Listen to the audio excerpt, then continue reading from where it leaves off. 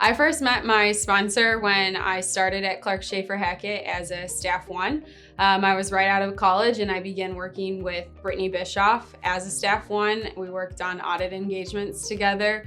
I think we grew to really enjoy working together early on, and then a couple years later, it really developed into that sponsorship relationship. My sponsorships, I would say they happened organically over time, that I started out with a coach, someone that I could talk to and felt comfortable around, and then our conversations grew more in depth, I would say, about goals, things I wanted in life, and outside of work and inside of work, and kind of that comfort level grew, and they helped me to get to where I was trying to go. So my relationship with my longest sponsor was started in CSH Leadership Academy. We were paired in that as a mentor-mentee relationship, and that was for a 2-year period.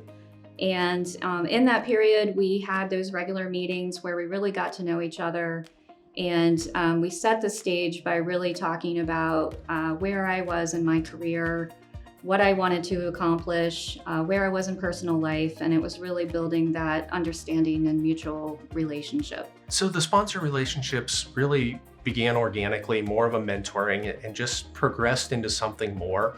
I truly value the relationship with the people that I've sponsored over the years. Honestly, I feel like I've gotten more out of the relationship than any of them have ever gotten.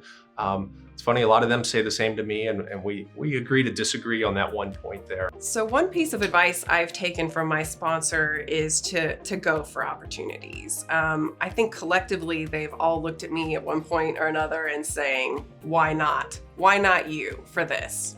Why not you for this internal committee? Why can't you lead it? Why not be the firm's first part-time prorated shareholder?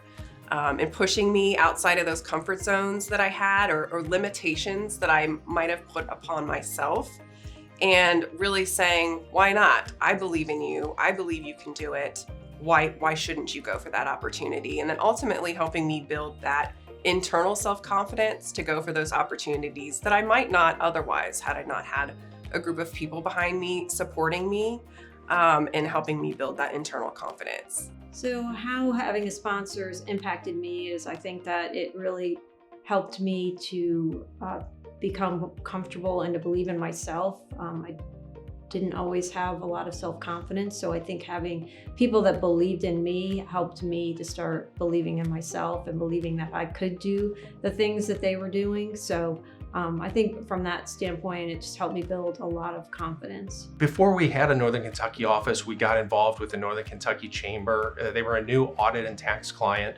And my team was made up of 2 of the women that are still with us today. And my comment to them was, we need to make this organization fall in love with Clark Schaefer so that they can really see the value and become great spokespeople for us.